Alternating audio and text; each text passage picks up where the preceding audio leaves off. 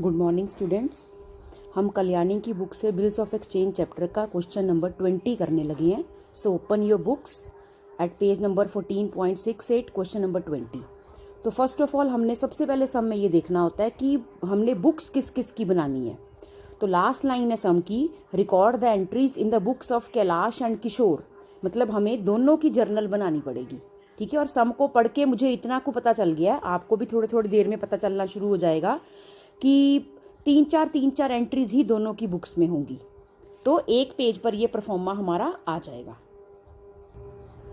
ये देखो स्टूडेंट्स, हमने कैलाश की जर्नल और किशोर की जर्नल, दोनों की जर्नल्स तैयार कर ली हैं। अब हम इनमें एंट्रीज करनी शुरू करेंगे।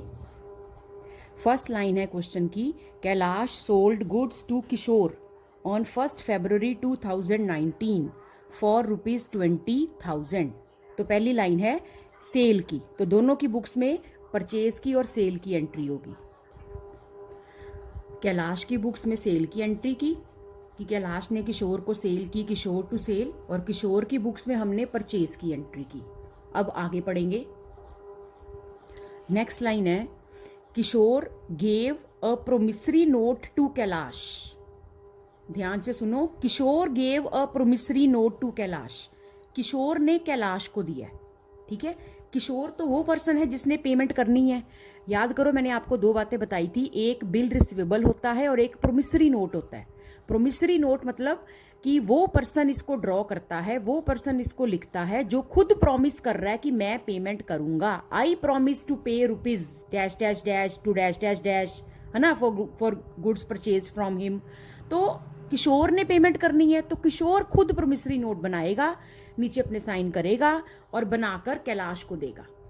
तो अब इसमें तो खुद किशोर ने खुद ही साइन कर दिए कि हाँ मैं प्रॉमिस करता हूं, तो कैलाश के साइन की कोई जरूरत नहीं है। तो कहते हैं किशोर ने प्रोमिसरी नोट बनाया और बनाकर कैलाश को दे दिया। फिर मैंने आपको एक और बात बताई थी कि सम में चाहे लिखा हो बिल रिसीवेबल बिल पेएबल, चाहे लिखा हो प्रोमिसरी नोट, आपने एंट्री करते वक्त उसको बिल रिसीवेबल बिल पेएबल ही लिखना है। तो प्रोमिसरी नोट को भी ट्रीट आपने एंट्रीज में ऐसे ही करना है कि वो कैलाश के लिए बिल रिसीवेबल है और वो किशोर के लिए बिल पेएबल है। प्रोमिसरी नोट वर्ड नहीं लिखना आपने।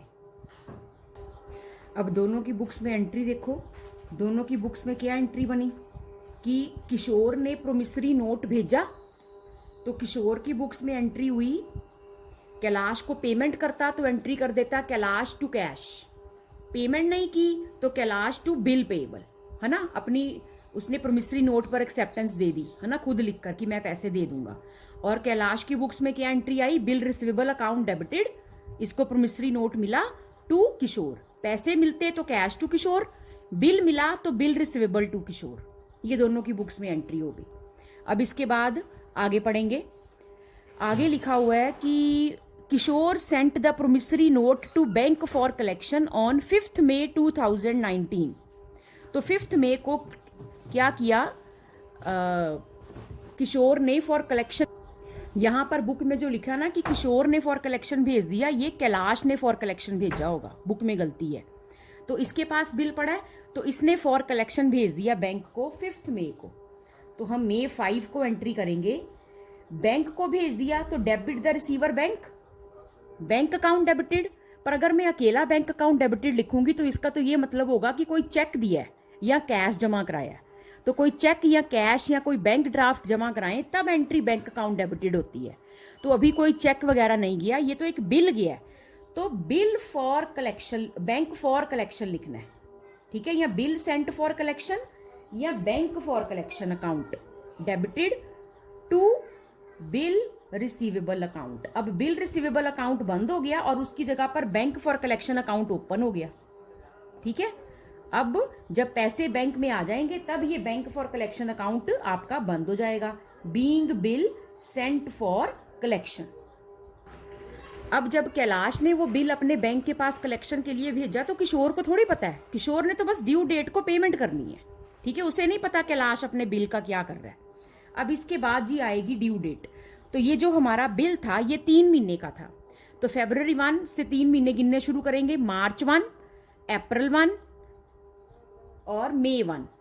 तो उसके बाद हमने 3 डेज ऑफ ग्रेस भी ऐड करने हैं, पर ये हमने Feb 1 से नहीं गिनने, Feb 4 से हैं, क्योंकि प्रोमिसरी नोट हमको फेब 4 को मिला था।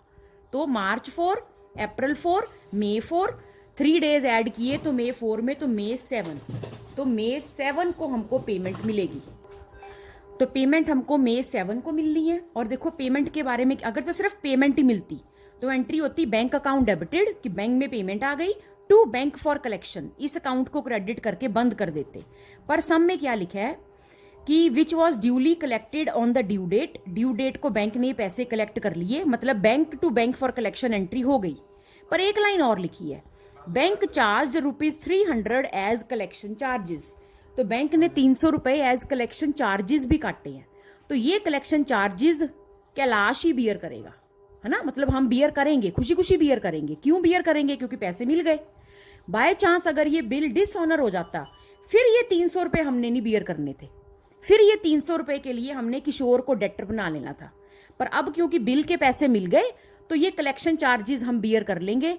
तो debit all expenses and losses का रूल होता है, पर क्या आगे 2 शर्तें होती हैं। पहली शर्त वो खर्चा हमारे बिजनेस का होना चाहिए, और दूसरी शर्त वो करंट ईयर का होना चाहिए। तो ये हमारे ही बिजनेस का खर्चा है कलेक्शन चार्जेस, तो डेबिट ऑल एक्सपेंसेस का रूल लगाकर ये हमारी बुक्स में डेबिट होगा। ठीक है, तो फिर हमारी एंट्री क्या होगी? तो क्या एंट्री होगी कैलाश की बुक्स में? कैलाश की बुक्स में एंट्री होगी bank account debited, collection charges account debited to bank for collection. Bank for collection account बंद कर देंगे, और बैंक में वैसे 20,000 आने थे, पर 300 रुपए क्योंकि बैंक ने काट लिए, तो हमारे बैंक में नेट कितने बचे? 19,700, और 300 रुपए कलेक्शन चार्जेस। आप चाहो तो इसकी 2 एंट्रीज भी बना सकते हो। पहली एंट्री कर लो bank to bank for collection 20,000 से, और दूसरी एंट्री कर लो collection charges account debited to bank, वो 300 से कर लो। तो बैंक डेबिट 20,000 से हुआ, क्रेडिट 300 से हुआ, तो नेट डेबिट 19,700 ही बचेगा। बाकी टाइम बचाने के लिए आप एक एंट्री भी कर सकते हो।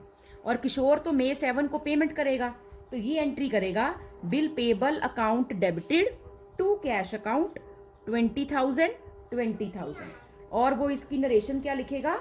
Being payment made against promissory note. तो इस तरह ये दोनों की बुक्स में एंट्रीज होंगी जब प्रोमिसरी नोट वाला सम होगा। Thank you.